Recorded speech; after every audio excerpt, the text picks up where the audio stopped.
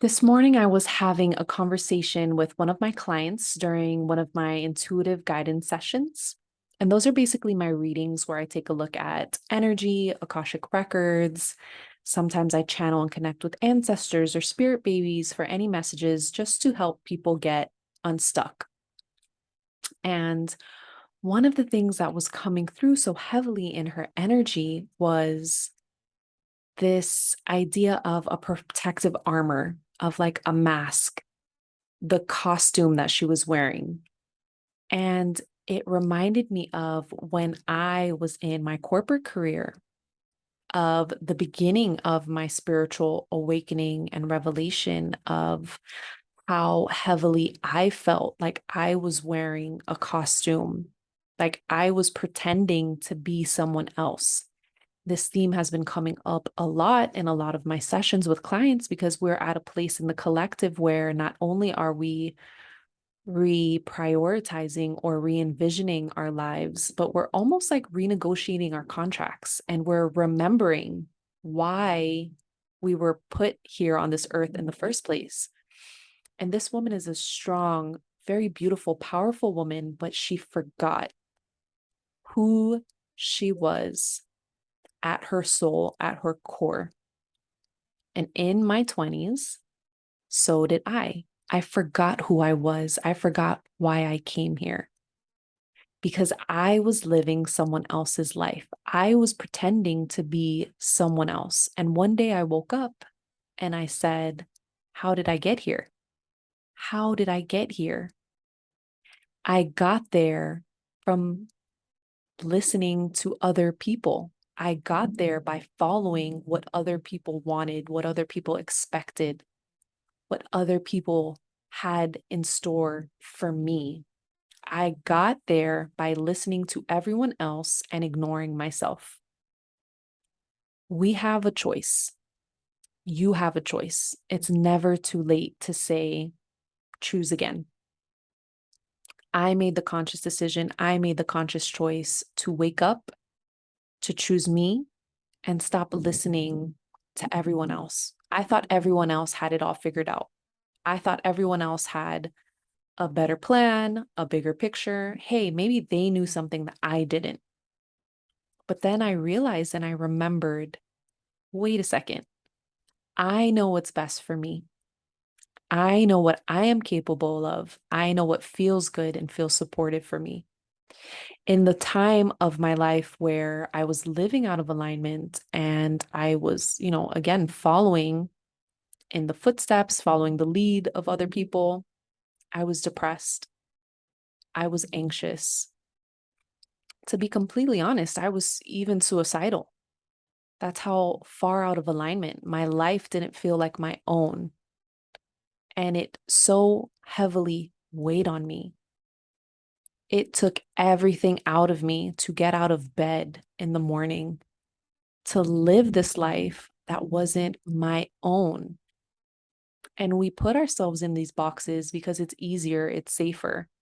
It's the path of least resistance sometimes for some of us to do what our parents say, to do what society thinks, to do what the teachers want, to do what our bosses want from us. It takes a lot of courage and bravery to step outside of that box, to reclaim our inner voice, because our inner voice has been stripped away from us over time, space, situation. Taking a look at your ancestral lineage, how has your voice been taken away from your ancestors, who you've come from? And realizing that you have the power to reclaim that inner voice, that you have the power to make a new decision in this lifetime, that you have that blessing, you have that ability. It's never too late. Never too late.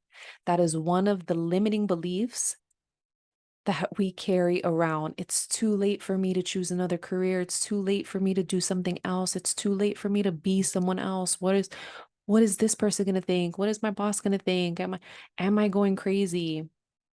It is never too late. You are the only person who can control your destiny. You are the only person who knows deep within your heart, deep within your soul, deep within your mind, what is best for you.